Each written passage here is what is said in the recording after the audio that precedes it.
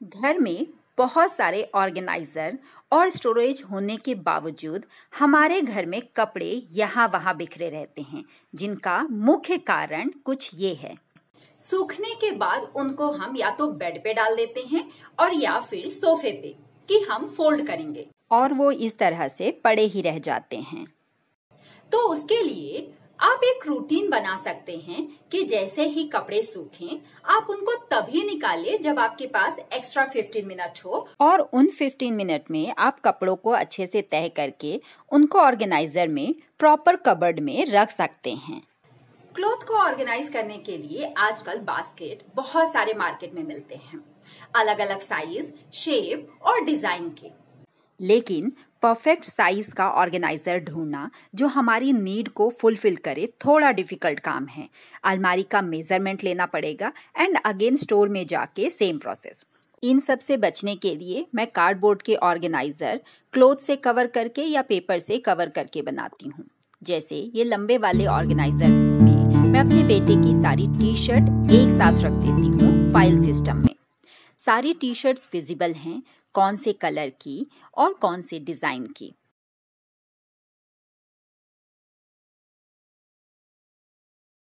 आप अपनी नीड के अकॉर्डिंग अलग अलग साइज के कार्डबोर्ड का यूज कर सकते हैं। पैंट के लिए थोड़ा ब्रॉड, दुपट्टे के लिए थोड़ा वर्टिकल हाइट जिसकी ज्यादा हो। टिल डेट मैंने क्लोथ्स को ऑर्गेनाइज करने के लिए कोई भी मार्केट के ऑर्गेनाइजर नहीं खरीदे हैं। एक तो वो महंगे होते हैं और दूसरा थोड़े समय के बाद हम उनसे बोर हो जाते हैं, मे बी उनके शेप से या कलर से। वाइल कार्डबोर्ड आप अपनी नीड के अकॉर्डिंग चेंज कर सकते हैं उनके कवर, या फिर आप उनको बिना किसी गिल्ट के डिस्कार्ड भी कर सकते हैं। जो फैंसी ड्रेस होते हैं जैसे कि हैवी जरी वाला या पार्टी वेयर, उनको रखने के लिए मैंने एक बड़ा कार्डबोर्ड लिया है और उसको टी शर्ट से कवर कर दिया है। इसमें सारी मैं हैवी ड्रेसेस जैसे कि लहंगा या हैवी वर्क वाली साड़ी या ड्रेस स्टोर करके रखती हूँ। इन सबको मैं फाइल सिस्टम में नहीं रखती क्योंकि फाइल सिस्टम में रखने से उनका शेप खराब होता है, और फिर उसको डस्ट से प्रोटेक्ट करने के लिए ऊपर से कोई भी टॉवल या फिर हैंकी कवर कर देती हूँ। सारे कार्डबोर्ड आपको एक साथ तो नहीं मिलेंगे, ओवर द टाइम कलेक्ट करना पड़ेगा।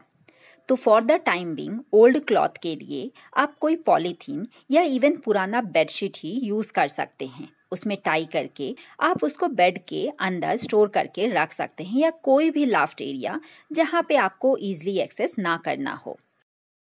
हमारे कबर्ड में कुछ क्लोथ्स ऐसे पड़े होते हैं जिनको हम सोचते हैं कि शायद हम कभी पहन लेंगे। कपड़े अगर ऐसे ही रखे रह जाएंगे तो हमेशा उनके मेंटेनेंस का टाइम पे हमें उनको फोल्ड करना पड़ेगा और स्पेस भी डेजिग्नेट करना पड़ेगा। तो इससे अच्छा जिन क्लोथ्स को आप नहीं पहनते हैं उनको आप अपने कबर्ड से हटा दीजिए, आपका बहुत सारा स्पेस सेव हो जाएगा। लास्ट वीडियो में मैंने आपके साथ शेयर किया था कि यहाँ के जो 2 वुडन कबर्ड थे उनको मैंने सेल कर दिया है। तो यहाँ पे मैं जो कपड़े ऑर्गेनाइज करती हूँ वो सिंपल रैक पे। उसके लिए आप कार्डबोर्ड को इस तरह से एक के ऊपर एक स्टैक करके रखिए, आपको सारे कपड़े विजिबल रहेंगे, आसानी होगी निकालने में। ये जो लॉन्ग वाला ऑर्गेनाइजर है, इसको अगर मैं कहीं मिडिल में रखती हूँ तो धक्का लगने की वजह से टेढ़ा हो सकता है, इसलिए मैं उसको एकदम दीवार के किनारे रखती हूँ। अगर थोड़ा बहुत पुश हो भी गया तो वो टिल्ट नहीं होगा। वो क्लोथ जो बहुत कम यूज होते हैं या ज्यादा हैवी हैं, उनको आप एकदम लास्ट में रखिए। जैसे ये मेरा हैवी कपड़ों का क्लोथ्स पार्टी वेयर का मैंने एकदम लास्ट में रखा है, और उसके सामने उसी से टिका के दूसरे क्लोथ्स ऑर्गेनाइज किए हुए हैं। क्लोथ को मैंने इस तरह से ऑर्गेनाइज किया है कि उनको निकालने में थोड़ी आसानी हो। जैसे कि सबसे लास्ट में ये वाला बॉक्स, ये लास्ट में मैंने क्यों रखा है ताकि इसका शेप चेंज ना हो। ये थोड़ा ऑर्गेनाइजर से बाहर आ रहा है तो ये दीवार में फिट रहेगा और गिरेगा नहीं, और मेरे बेटे को आसानी होगी उसके कपड़े निकालने में। सेकेंड वाला अगेन उसके पैंट्स हैं, क्योंकि ये फोल्ड करने में थोड़े ब्रॉड हैं तो मैंने दूसरा ऑर्गेनाइजर यूज किया है। थर्ड वाले में मेरे कपड़े हैं और लास्ट में बेटे की यूनिफॉर्म है।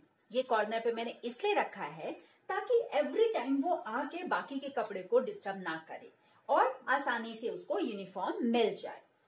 यहाँ पे आप ऊपर देख रहे हैं कि कपड़े तो मैंने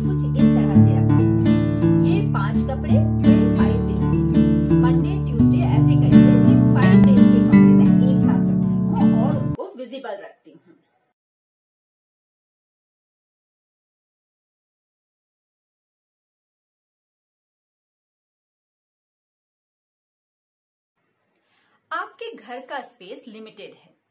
आप जितना ज्यादा सामान अपने घर पे रखेंगे, आपको रहने के लिए ओपन स्पेस उतना ही कम मिलेगा। तो क्या हम सामान ना खरीदें?